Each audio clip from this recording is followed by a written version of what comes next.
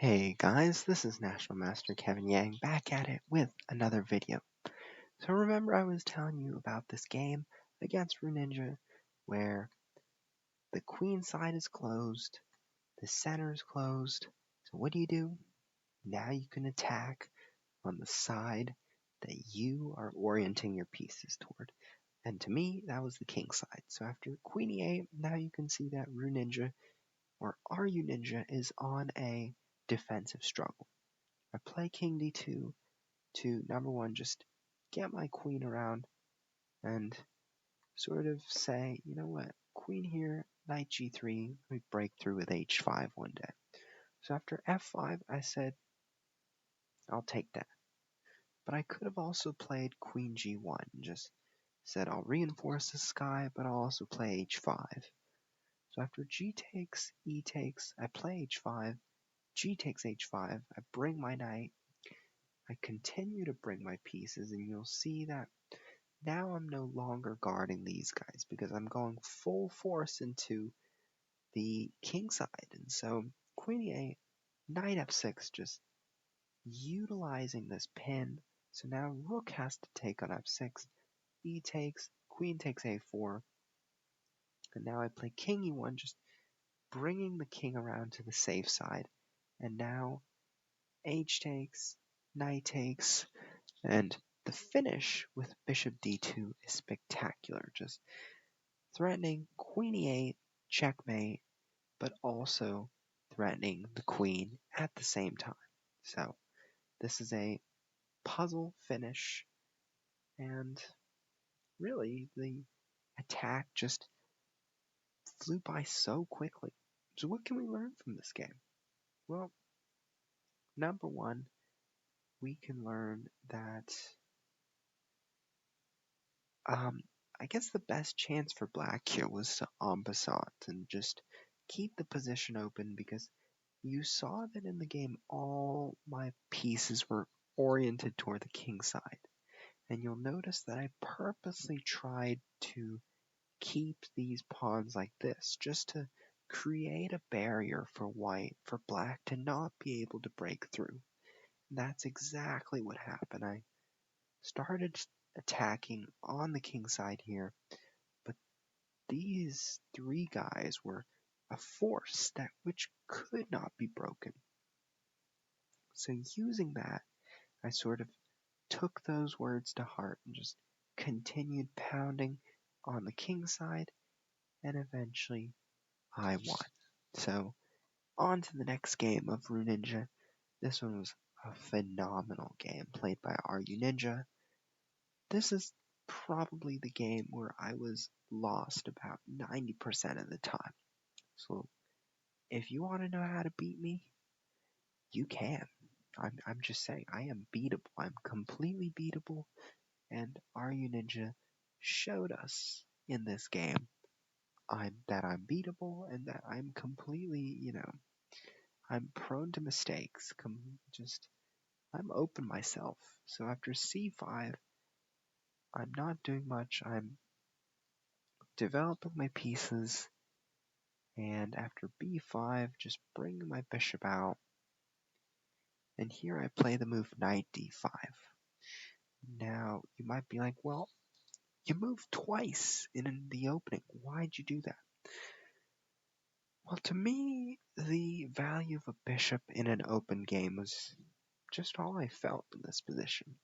After c4, I just took, and now d6. Now, d6 is my first inaccuracy.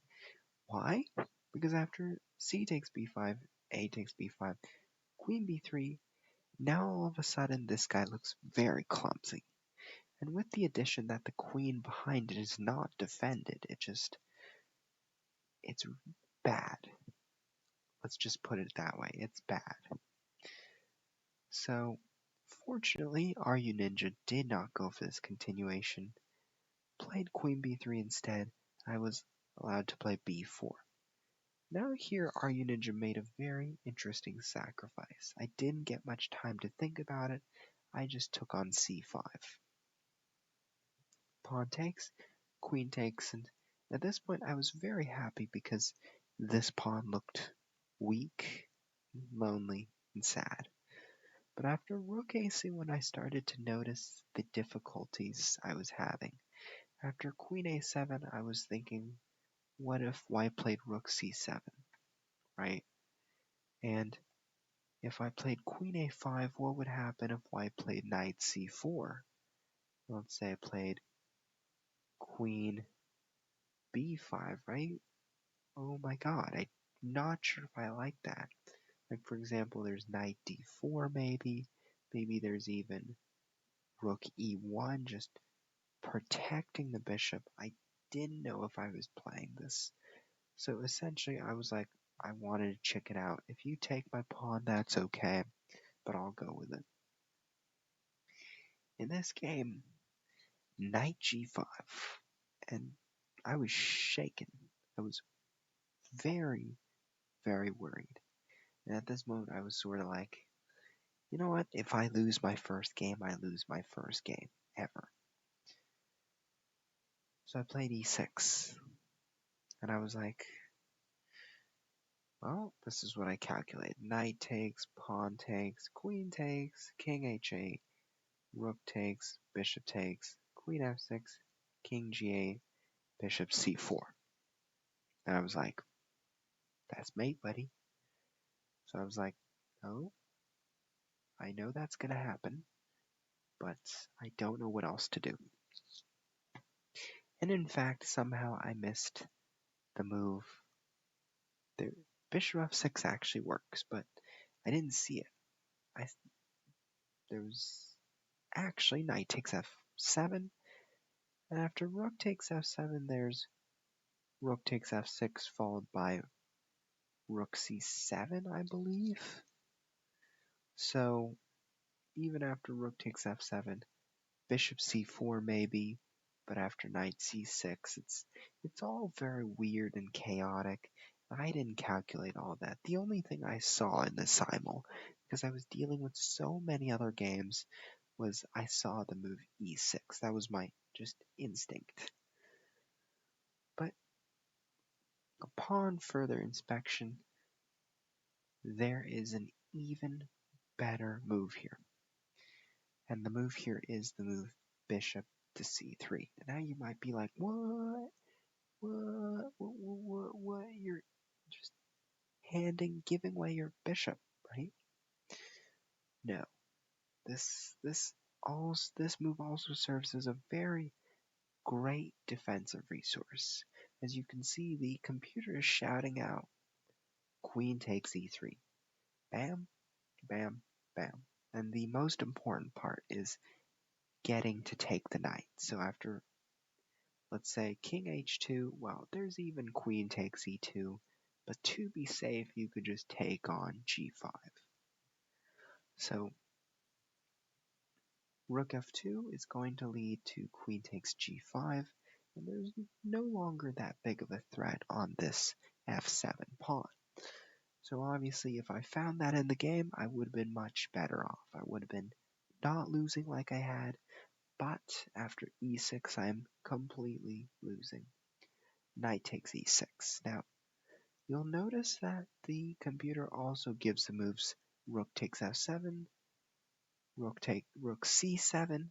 Those are all winning moves. I saw rook c7, and I said game over. I saw the move knight takes e6. I said game over. I saw rook takes f7, and I said probably game over as well. So after knight takes e6, I said, let's play rook e8. Let's try to stir things up by going for a queen trade. So this was what I was hoping. I was hoping for knight takes, queen check, queen takes, rook takes. Something like this. And after, I was hoping since the knight is trapped, maybe I can bring my knight out, maybe I can take this knight, and I might be okay here. But of course, after bishop c4, rook e7, I am obviously not okay. After the move rook takes, bishop takes, king takes, rook c7, I am not okay. But somehow I thought I was, so I went with it. So Runinja didn't go with that. Runinja went with an even better move. Rook takes f7. And I was blown. First of all, I gotta give a lot of credit to Runinja for finding all these moves because it was truly phenomenal. I would have taken a while to find this move, but Runinja played it after a very short period of time and thinking. And when I was calculating, I said, king takes, knight g5, king f6, queen f7, king takes, and queen f4. This is checkmate. So I was like, no, I can't do that. And after king e7, queen e6, king d8, knight f7, and I said, I can't do that. So all in all, I was like, I can't take the rook. So what I do, I try to mix things up. I play the move bishop d5. This is completely losing, but is a desperate attempt to stay in the game. Rook takes g7, wonderful move again. I play queen takes, and after knight takes queen, I was going to take that queen and try to stay in the game somehow. But after knight takes g7, bishop takes b3, knight takes e8, bishop takes e2. Obviously, I am down a piece and just completely losing after rook c8, but still tried to fight on.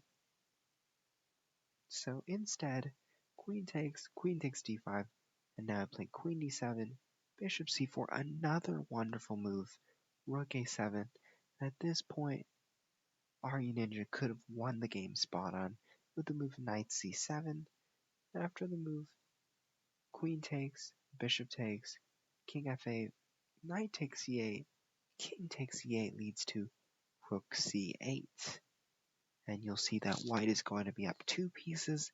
I would happily resign here, but I got lucky. I got very lucky.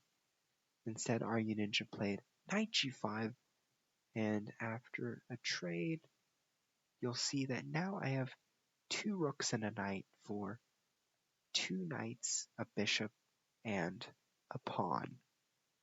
And so, to me here, I'm already satisfied for getting out of that mess because I was so losing in that part of the game. And then I see the move g4 and I'm like, ooh. After g5, rook f1. Brilliant move. Just coming to f6 for checkmate. I'm like, you know what? I gotta keep fighting. Runinja was sort of low on time here.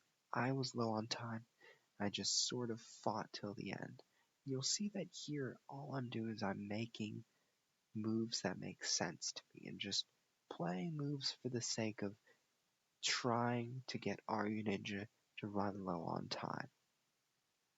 And here I believe Runinja got a little bit low on time, panicked, and now liquidated into an endgame which is still winning for black.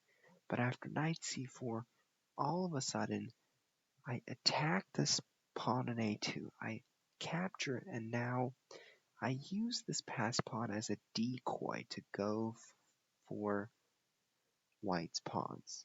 After king d4, b3, I just simply I could have played knight takes e5 here, but I simply had no time. So after taking, you'll see that this is a completely drawn endgame, just using the opposition, but it's not enough because after king g2, this is completely drawn, and what can I say? A hell of a game. So it was my first mistake. d6 was my first mistake because now this pawn would be exploited. My second mistake really was it came down later to this move queen a7, just missing knight g5 and missing this clever move bishop c3, which was impossible to spot. So Runinja played flawlessly here, and you'll see that I really escaped here because knight g5 was probably the only non-winning move here. Like for example, if you move the queen to c5, would have been also winning. And I'll conclude it here. Thank you for listening.